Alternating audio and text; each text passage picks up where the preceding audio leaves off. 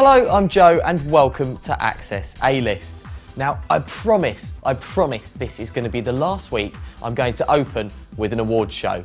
Well, until there's another one, that is. Anyway, believe me, it's worth it, as this week was the Brit Awards, and while Sam Smith and Ed Sheeran both went home with 2 statues each, Sam taking the Global Success Award and Best Breakthrough Artist, while Ed won Best Male and Best Album, the big news of the night was the fall, and I mean literally, of a music icon.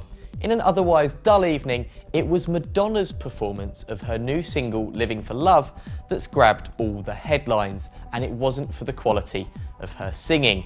Shrouded in a giant cloak and walking among the tables with her dancers, Madonna approached the stage and mounted the steps. However, when she attempted to remove her flowing garment, it wouldn't undo, and one of her dancers inadvertently yanked her down the stairs onto her side with an audible thump. There were shocked gasps from the crowd, but Madonna later said on Instagram, "Armani hooked me up. My beautiful cape was tied too tight, but nothing can stop me, and love really lifted me up. Thanks for your good wishes. I'm fine. #living for love." Mad showed her professionalism by getting up and finishing the performance, but all anyone could really think was, man, that dancer is so fired. Other winners included rock band Royal Blood for Best British Group, while Paloma Faith picked up the Best Female Award and Mark Ronson got Best Single for Uptown Funk. And after the ceremony, the stars partied the night away at various record label parties, with Taylor Swift and Ellie Goulding, troubling DJ Nick Grimshaw and superstar Mick Jagger at the Universal Bash, where model Cara Delevingne was also there, having fun with pal Rosie Huntington-Whiteley, and Rita Ora danced the night away at Sony's party. However, the Brits have raised the controversial topic of the lack of ethnic diversity at the ceremony. Pharrell Williams was the only non-white winner, and this comes just days after an Oscars ceremony which was described as a whitewash after all the major winners were white.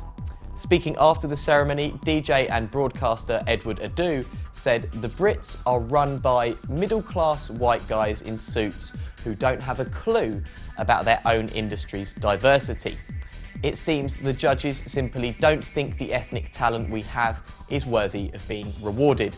Now, this is a really divisive topic, of course, and as always, we want to know what you think. So please do drop us a comment below, or you can tweet us at AccessAlist.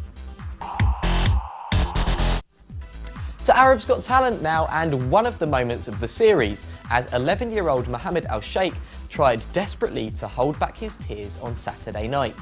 The boy, who appears to have no bones in his act, has always been an audience favourite, and this week Judge Ali Jabbar said there's no question that the show that Mohammed presented has improved greatly since his audition.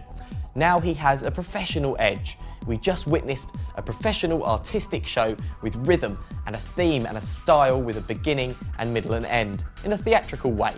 While fellow judge, Egyptian actor Ahmed Helmi said, "I feel like Al-Sheikh can fit in a jar. I wish I could be the entire audience so I can vote for you, Mohammed."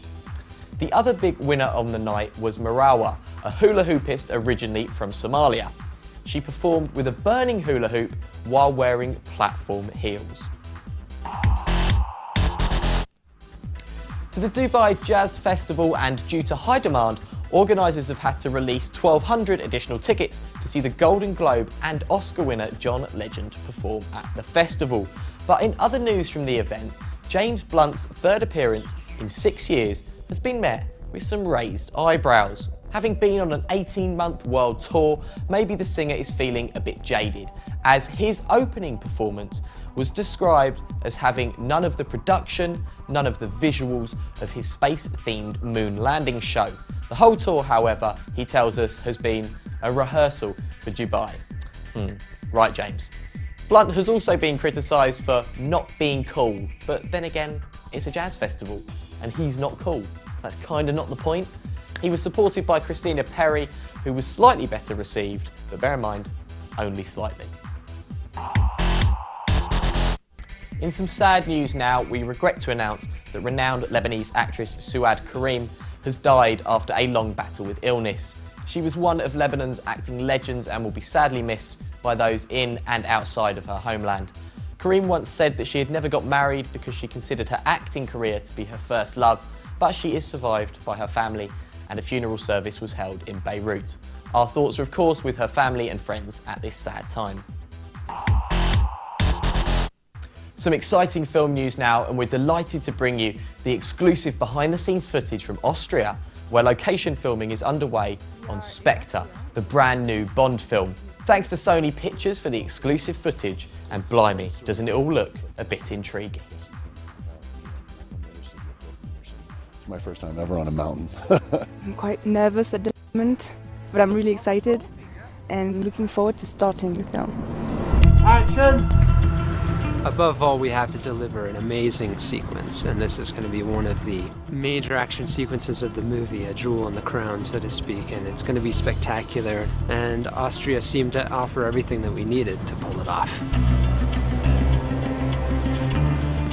It was a long journey for me. Director Sam Mendes has said of the film, "The reasons I'm doing the second Bond movie are the reasons I would do any movie, really, which is all to do with the story. And in this movie, what you have is a movie entirely driven by Bond. He is on a mission from the very beginning. It's about whether or not to pursue the life he's always pursued, whether he matters, and is he going to continue or not. And you're going to have to come to see the movie to find out whether he does." In the film, a cryptic message from Bond's past sends him on a trail to uncover a sinister organisation. While M battles political forces to keep the Secret Service alive, Bond peels back the layers of deceit to reveal the terrible truth behind Spectre. Spectre is set for a global release on November the 6th this year. What could be more exciting than to be on top of the world?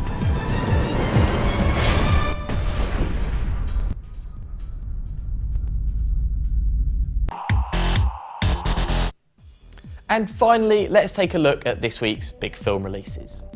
So we brought you the action from the world premiere a couple of weeks ago, and focus is in cinemas today. It's a hustle thriller starring Will Smith and Margot Robbie about a veteran criminal who takes a glamorous young apprentice under his wing until a romance blossoms between the two. Oh, I hate it when that happens. However, 3 years later they meet again, and Will Smith's accomplished conman is thrown off his game by the sudden reappearance of the femme fatale during a high-stakes scheme.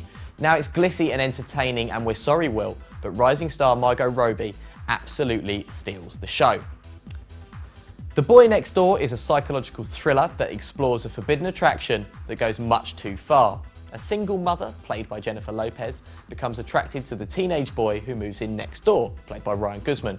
But when she starts and then ends the romance, he doesn't let go so easily. But before you get too excited, this film is a little less Silence of the Lambs and a bit more, oh please be silent.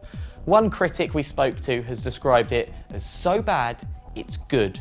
And any joy you'll take from this may be in laughing uproariously at the appalling dialogue and the jarring script contrivances.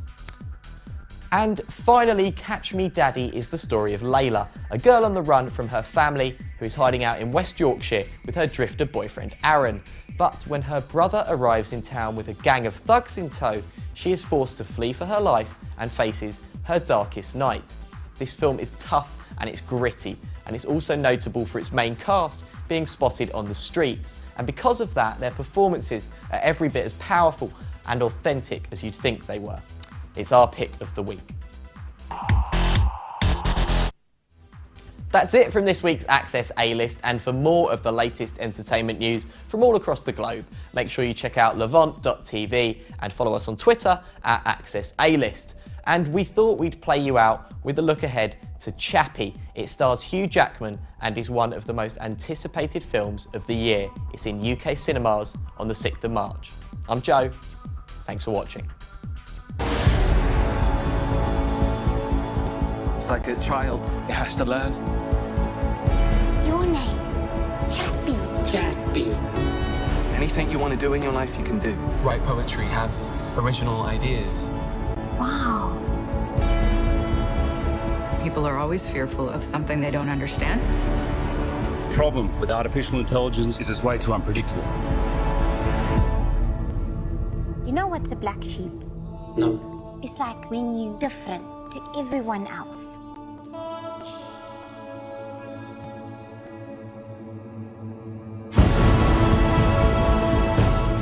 does so much more than I could ever have imagined.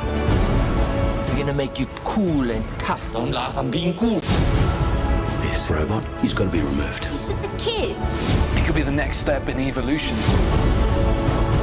I am consciousness. I am alive. I am Chappie.